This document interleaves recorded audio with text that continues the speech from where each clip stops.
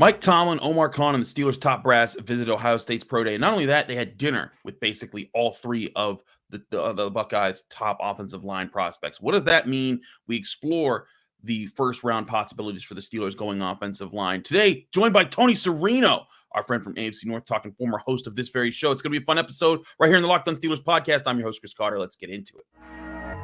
You are Locked On Steelers, your daily Pittsburgh Steelers podcast, part of the Locked On Podcast Network, your team every day.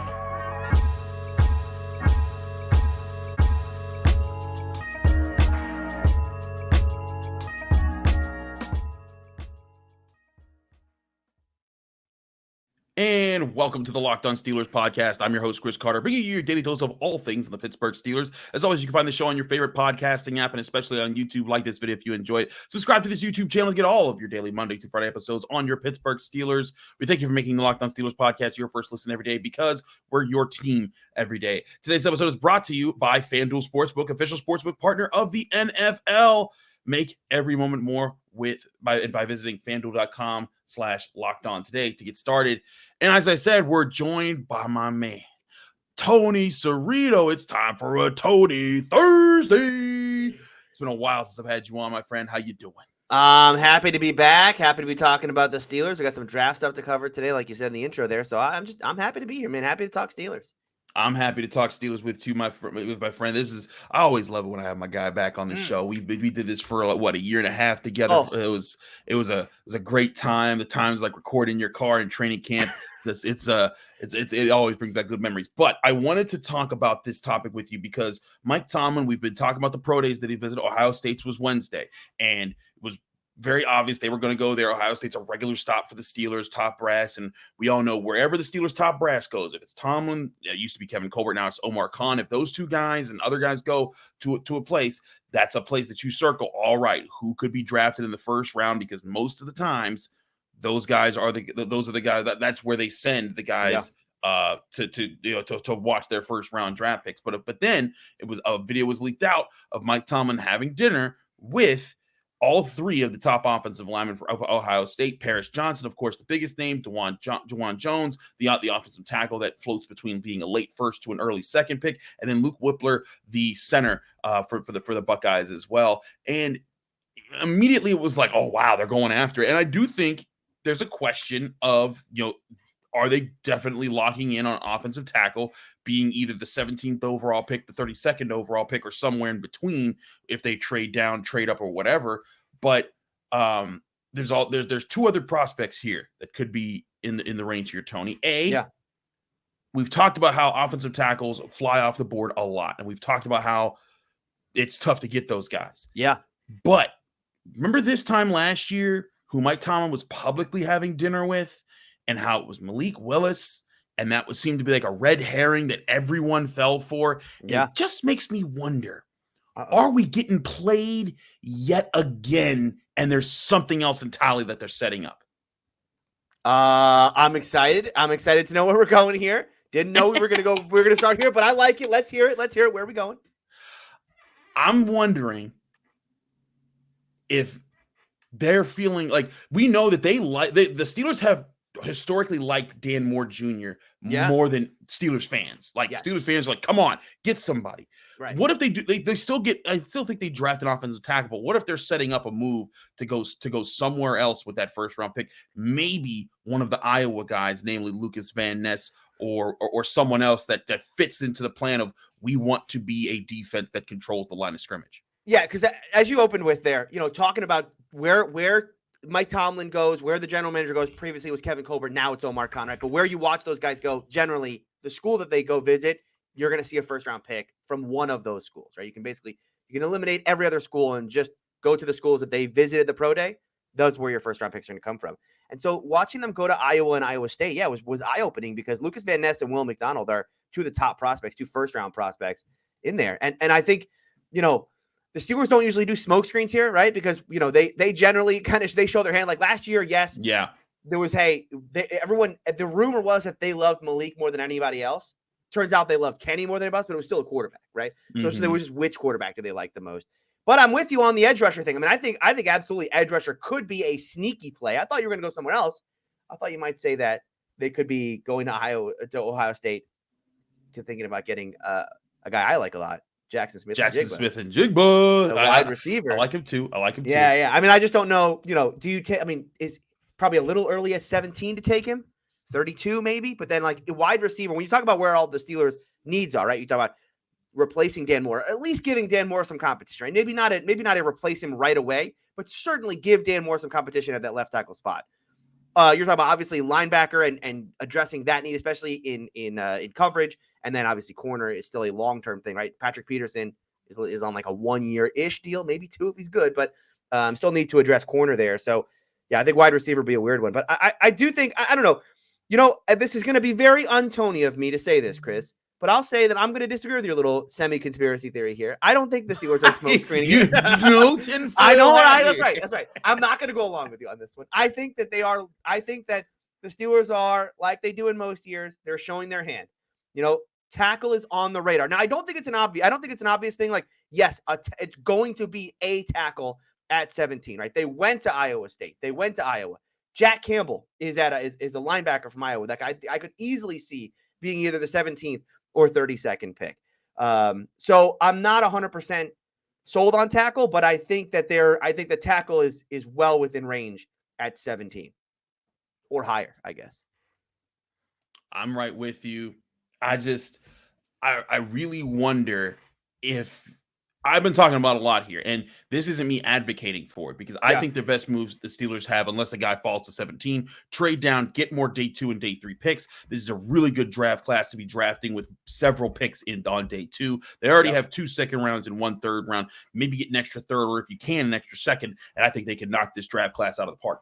But the idea of trading up from 17 to make sure that you get one of those top 3 offensive tackles that everyone's kind of talked about, Paris Johnson, of course, of Ohio State, Peter Skoronski of Northwestern, and Broderick Jones of Georgia. Now, to be noted, top brass went to Ohio State, top brass went to Georgia. Top brass did not go to Northwestern.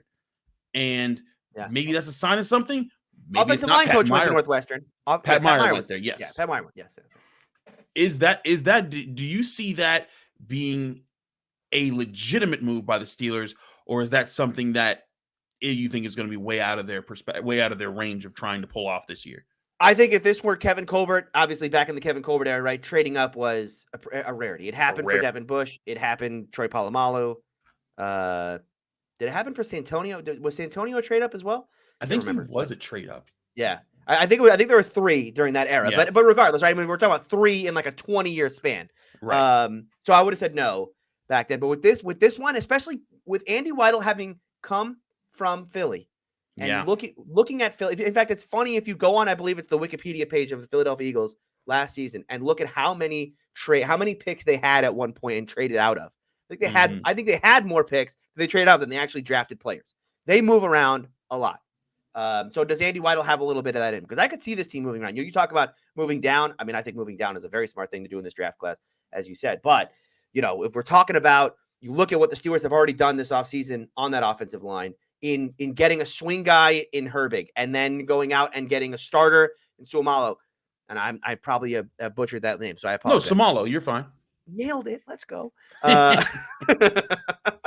think, bringing in a stud tackle is not to say we solidify, because I think there's probably still an upgrade you could do at center. Chooks is he's fine, but still probably a replaceable player. But it brings you to an offensive line that I think every Steeler fan can at least feel like, okay, we are far away from the group that we had 2 years ago, right? Where it was a rough go of it back in 2021, right? If you get a top guy, let's say they trade up to 12 or something like that, and we're to go up there and get a guy that they think can start day 1. Now you've got an offensive line that I think every Steeler fan can really feel good about.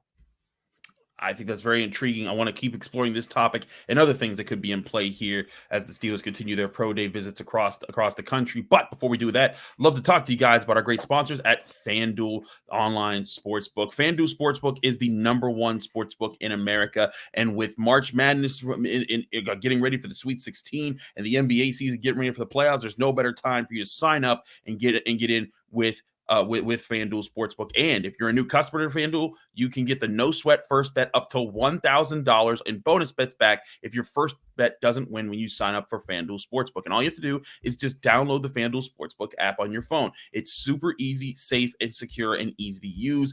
Then you just bet on everything from the money line, from point scores to three-pointers drained to FanDuel. Lets you make player prop bets, and there's so many different options for you to make money and have fun. Plus, FanDuel even lets you combine your bets for a better chance at a bigger payout with same-game parlays. So don't miss out on the chance to get your no-sweat first bet up to $1,000 in bonus bets when you go to FanDuel.com/lockedon. That's FanDuel.com/lockedon to learn more. Make every moment more with FanDuel, an official sports betting partner of the NBA.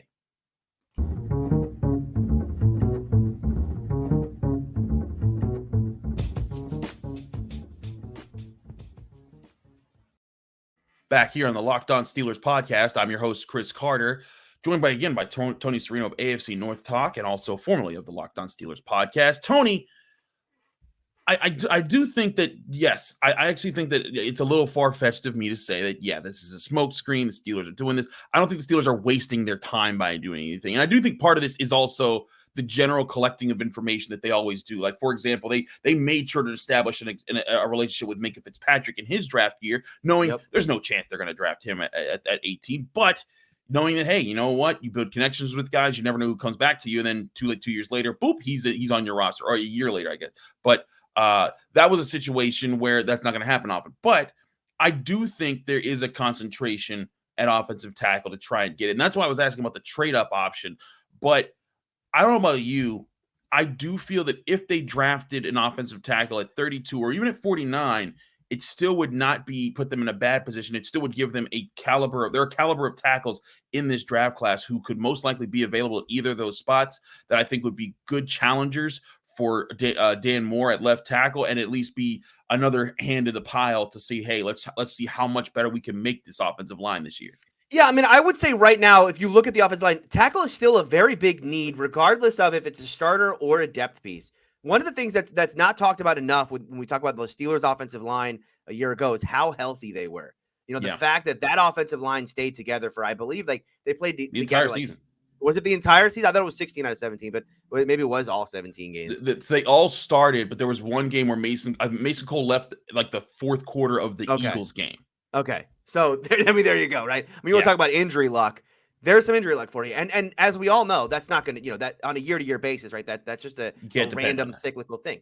The Steelers are going to deal with some injury on the offensive line in all likelihood this year. That could easily come at the tackle position. And so you better be ready for that. I think it's why you have to give credit to Omar Khan and Andy Weidl already for addressing the interior. You're talking about adding 2 interior players already. And they still have, Kendrick Green's still there. Kevin Dotson's still there. These are guys who can be, I think, depth pieces at this point. But regardless, they're going to need that. But they don't have that at the tackle position just yet. And so, like you said, whether or not this guy can come in and win out from Dan Moore day one, maybe he can't if it's at pick 32. Maybe he can if it's at pick 48. But at least it gives you someone who you're going to feel a little better about than, whoever that, was Jesse Davis a season ago, right? The cast off from Miami and Minnesota. Get you someone who at least if he has to come in a pinch, it's like Chooks was back in the day, where it's okay. We're at least going to get this guy some reps because we think he's going to be a future starter in this system, and not some journeyman 8th year guy who's on his 4th team in 5 years, that kind of thing, right? No, yeah, I'm right with you there.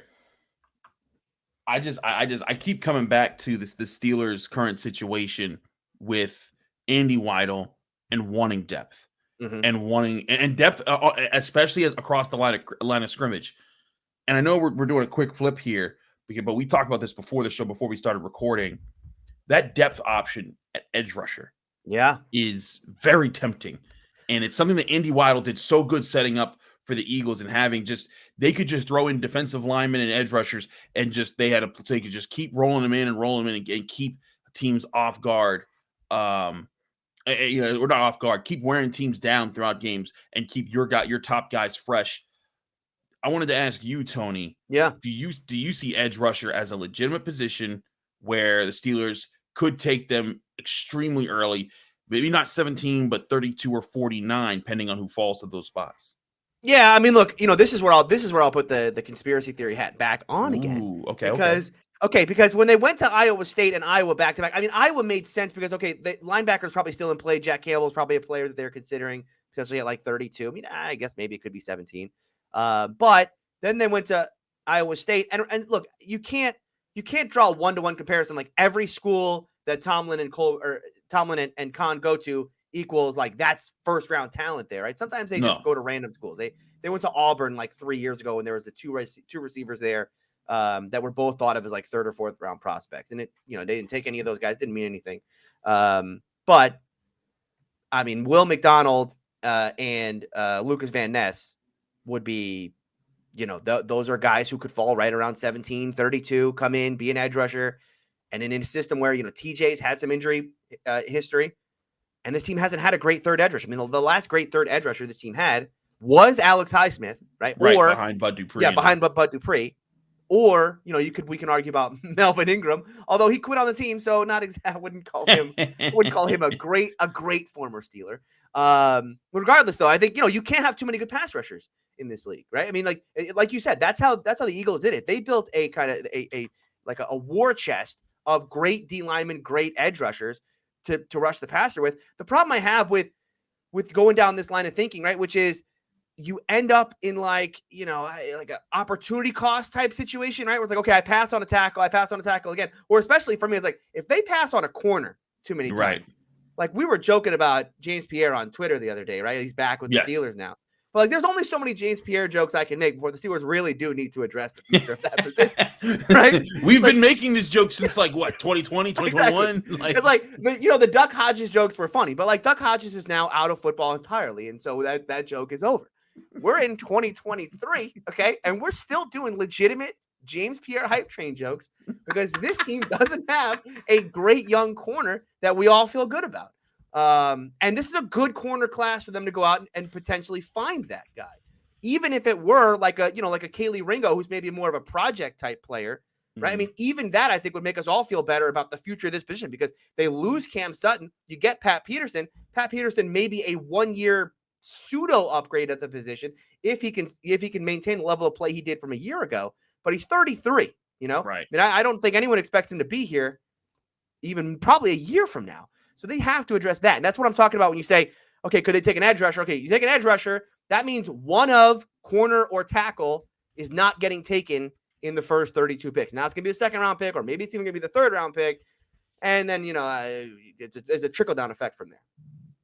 No, I feel you. The trickle down, and this is how it always plays out, right? Like if they get one position, they're not going to get another. If they get this position, that one's going to be open. Like we talk about, like for example, we talk about how deep this cornerback class is. If they get a corner in the first round, I mean, they could double dip, but it makes it a lot less likely that they would go get one of those guys that we see like Caillou Blue Kelly or Julius Brents, one of those guys that's definitely not a first rounder, but could be, how would they fit on this team? And could they become like the sneaky mid-round pick that, catapults themselves into being a really good starter for you? So yeah, you're right. There's a lot that could play into that there, especially with edge. Also, I want to say this. I don't know if you looked at it. I feel like Lucas Van Ness, he could be an edge, but he could also play on the inside. And that's where I think that's where the appeal, I think, really is for him. Do you think the same? So, do you think the same about, I was talking to a guy the other day. Do you think the same about Nolan Smith? Someone was trying to convince me the other day about Nolan Smith potentially being that kind of guy who could play inside, outside. Well, I would put, Nolan Smith from Georgia, by the way, who ran an absurd 40 in the combine. Right. Athletic freak, great player. I was saying Lucas Van Ness inside as a D lineman. Oh, whereas like you put it, you move him inside, use that length and that size, and you let him work there, and then you let Nolan, and maybe Nolan Smith as an off-ball linebacker, intriguing for his athletic set, but I don't know, man. Like I see, like Nolan Smith would be a very entertaining pick at 32. Like I don't think they can afford to pick him at 17. He can't go at 32 anymore. He's too fast. He's just like this. NFL is going to. Someone's going to take him. I agree. Yeah. But man, like the prospect of taking that kind of player to add to your defense, that is very intriguing. I don't think they're going to. They're going to. I think that if they get an edge guy, I think they want him to be big. I think they want him to be kind of take up space, to be strong, to hold that down the run there. And Nolan Smith can, like, Right. I've seen plenty of film on him where he just explodes through an offensive tackle and controls that edge even against the run in those situations. But man, like I really think the Steelers are trying to find their big and bad dudes for the future right now. Oh, Andy Weidl. If there's one thing we know about Omar Khan and Andy Weidl, they have a type. They would like you to be a physical player. You know what I mean? Like, you look at all the signings this offseason. Physicality is a big part of everybody's game who they brought in so far. Right. No, I feel you. I feel you on that entirely. We want to keep talking about this topic as well as we got to talk about what happened on another Pittsburgh Steelers podcast involving a former Steeler. If you're listening to this pod, you probably know about it, but we're just let's gonna go 7. Oh God, yeah, there we go. Talking about Patrick Peterson. Yeah, totally. Yeah, that guy. But we'll bring that up in just a minute here on the Locked On Steelers podcast. Don't go anywhere. We'll be right back.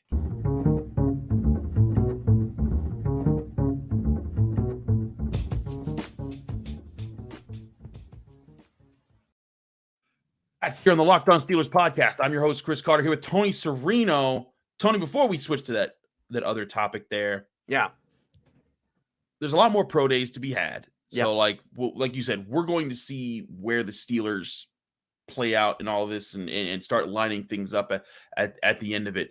But is there a position that I'd say the top 3 positions that everyone talks about is offensive line, offensive tackle specifically, defensive line, and corner for as far as the top 3 picks that we're looking at there. If you had to pick one other position that is the top priority in your mind for the Steelers on as far as day 2 and day 3 picks to get a lock on it, what is it? Is it linebacker? Is it tight end? Is it receiver? Is it something else? It's a tough one. Because when you say corner, you mean outside corner. That can be either or. I will give you that. Yeah. Because I mean, I might say nickel corner. You know what I mean, like slot corner essentially. Because people forget Cam kicked inside a lot of the time. He did. And so you lose a player like that, you're losing not just a good outside corner, you're losing a good inside corner too. They have 2 people they have to replace. I would say receiver though. I think the Steelers have a lot of potential at receiver, but the problem I have is they have Deontay, who's a nice player at receiver, but we keep waiting. I think every Steeler analyst and fan is waiting for Deontay to make a leap to be top. Leap, to be like a top 10 guy. Everyone's really excited about Pickens. I will say this about Pickens though. This is a guy who makes a lot of 50-50 catches because he doesn't get open a whole lot. I mean, this guy, he has one of the worst open rates in the NFL. So that's my problem is, if Pickens never Pickens has another leap he needs to make before he's really a great receiver. And Deontay is in year 6. I don't know that we're ever going to, I think Deontay is probably just who Deontay is. So I think there's probably room for another receiver here. I wouldn't hate if the Steelers took a receiver at 32. Interesting. But I just went on this whole rant about how you can't not take a corner at some point because what are we doing? So yeah, I think for me though, it's receiver. It is. I think you got to continue in a league where, we're in this cold war of who can assemble the most offensive talent. Mm-hmm. I still think, I know the Steelers are doing this zag thing, right? Where we're going to be the ground and pound. We're going to be the physicality team. We're not going to try and out chief the Chiefs. Yeah, because I was going to say we're not trying to outscore you, but we are trying to outscore you. But you know what I mean? We're not trying to compete at 40 to 45, or we're trying to compete at 28-20. Right. So, you can make an argument that that's where offensive line maybe makes more sense. Defensive line, even linebacker, corner, right? These are spots where we're going to try to play games in the 20s and try to keep these teams who are regularly scoring in the 30s down into there. You do that by ground and pound, keep the ball, get a tackle that you can count on, or load up that secondary, load up that defense with players that makes it really hard for those teams with all those weapons to score points on you. It's a very good proposition there. But at the end of the day, I like receiver. So let's get Jackson Smith-njigba, or let's do Kenny a favor and bring in Jordan Addison. Jordan Addison. A lot of Jordan Addison. You cover Pitt. I love Jordan Addison as a player. I covered him at Pitt for 2 years, and you know, I know a lot of Pitt fans were sore, but I'm like, listen, man, if someone came in you and offered you the bag that man got just to play another year of college football, yeah, you take that in a heartbeat. But I do think Jordan, I know that people were like meh about his pro day. Jordan's not about the pro days or the combines. He's about shining bright when the lights are on and making the big plays. And he practices hard too. Just Jordan's the kind of guy who, if you ever look up Jordan Addison's Twitter profile, it's ESPN_Jordan. Like that's been his dream, to just be an ESPN highlight machine his whole life. And one of his wide receiver coaches in college was Brennan Marion, who coached at Pitt the year that they won the ACC championship. And I used to talk to Brennan Marion a lot. And he would tell me, like, Chris, Jordan's the easiest to motivate, because he'll go out there, he'll make a spectacular one-handed catch, and then like he'll come to the sideline during practice, and then I'll just be like, that won't get you on ESPN. And then he just gets mad and goes out there and does it again. And it's like, he's one of those guys that wants to be those highlight reels. But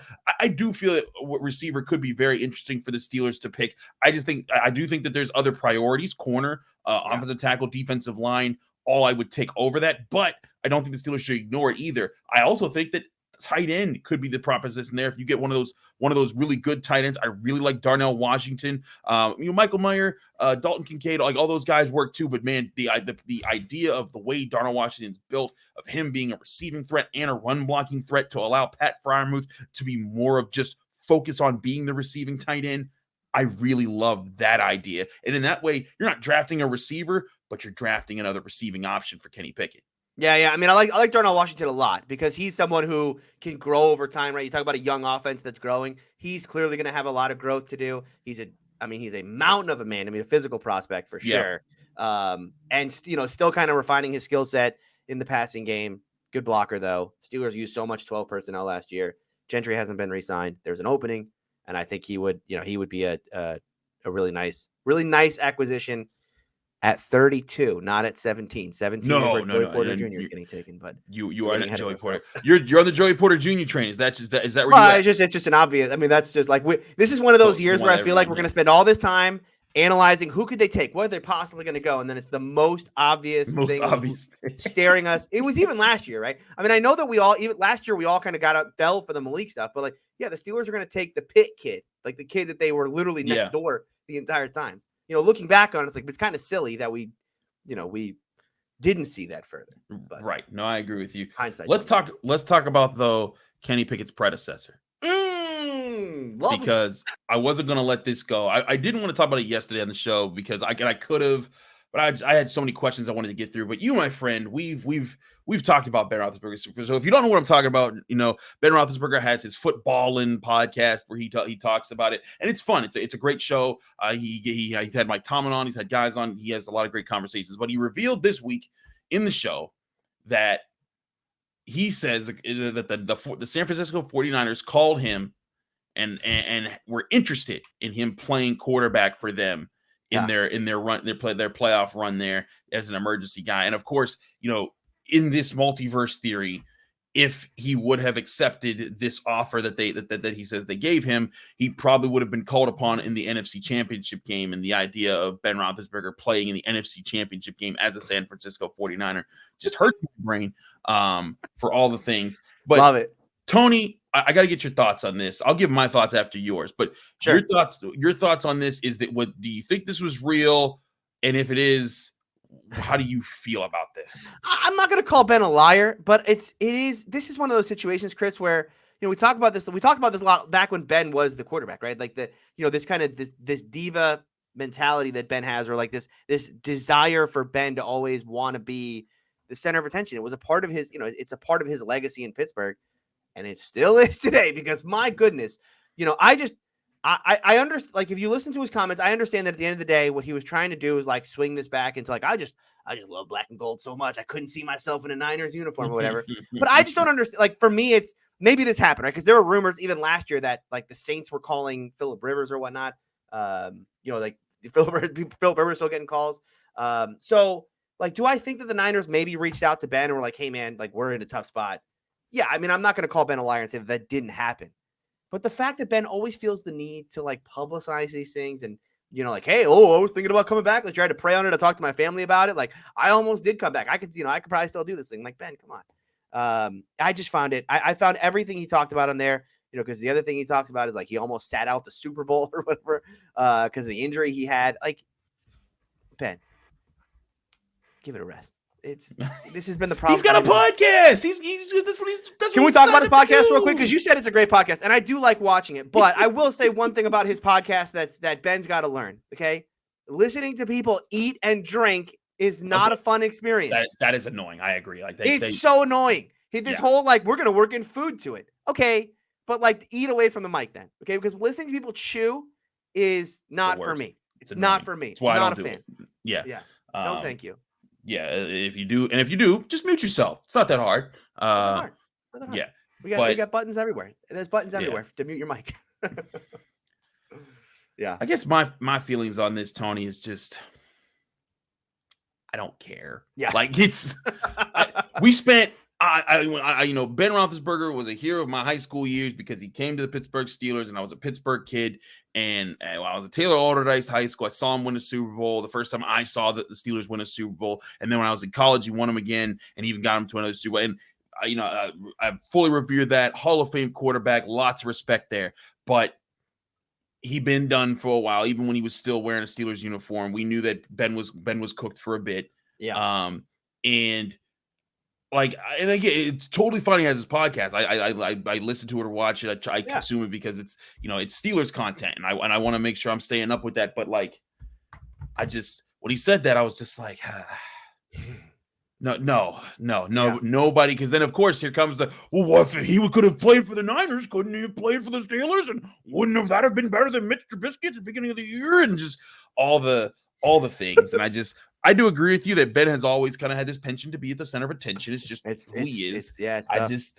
As a person who's covered the Steelers, I'm just out of care.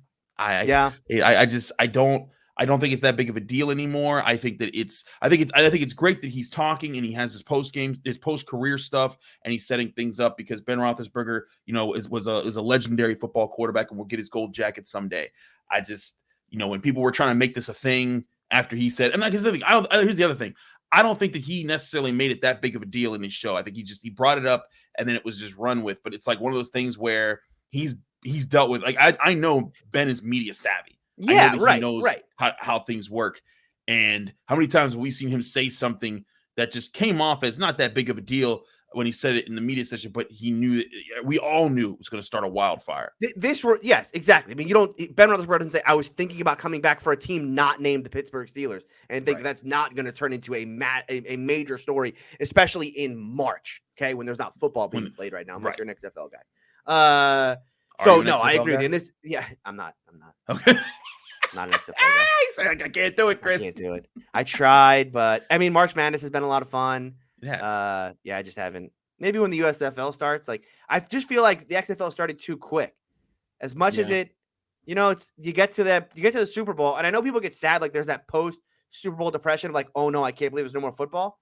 But then there is kind of like, all right, let me decompress from football a little bit, and then we'll get back into it. Month of February, I needed to like not watch football, so when XFL started, I couldn't get into it. But going back to the Ben thing real quick, I mean, this thing did remind me of when he made the comments about Mason Rudolph, like, why do we draft a quarterback? Right? Natural thing for Ben to think, but you don't have to say it out loud, right? When he said you should have thrown a Juju 3 times in the end zone, and when he threw that interception, AB ran the wrong route or whatever, the wrong depth or whatever it was. Like, okay, fine if that's the case, but do not say that out loud. And the same thing here. Okay, you got recruited by the Niners. Keep it to yourself. Keep it to yourself. You don't need. It doesn't need to be national news. You don't need to break that news on the show. So that's to me, like, if you want to call it like an annoyance or whatnot, right? I mean, like, Ben is cool. I like Ben. His podcast is actually a lot of fun. The episode with the episode with Mike Tomlin. First of all, anything you get Mike Tomlin on, Mike Tomlin's just a cool dude to listen to talk. Yeah, exactly. Mike Tomlin can make anything work, even the drinking and chewing during the show. So, right. But no, I that's the thing with me for Ben is it's like, all right, like, listen, Ben, sometimes you got to learn when like that's not public information. That doesn't need to be public information. And that's where my annoyance comes. There you have. Hey everyone, Chris Carter here. Very sorry. We did have some technical difficulties at the end of the show there that kind of messed up the recording. So we weren't able to end with Tony, but we wanted to thank Tony Serino for joining the Locked On Steelers podcast. I'm your host, Chris Carter. Thanks again for checking us out here on your favorite podcasting app or on YouTube. Like this video if you enjoyed it. Subscribe to this YouTube channel to get all of your daily Monday through Friday episodes on your Pittsburgh Steelers, because we are your team every day, and we hope that you make us your first listen every day. Tomorrow we're wrapping up the week with Jenna Harner. What else happens with the Steelers? What to expect moving forward. A lot more to talk about with your Pittsburgh Steelers right here on the Locked On Steelers podcast.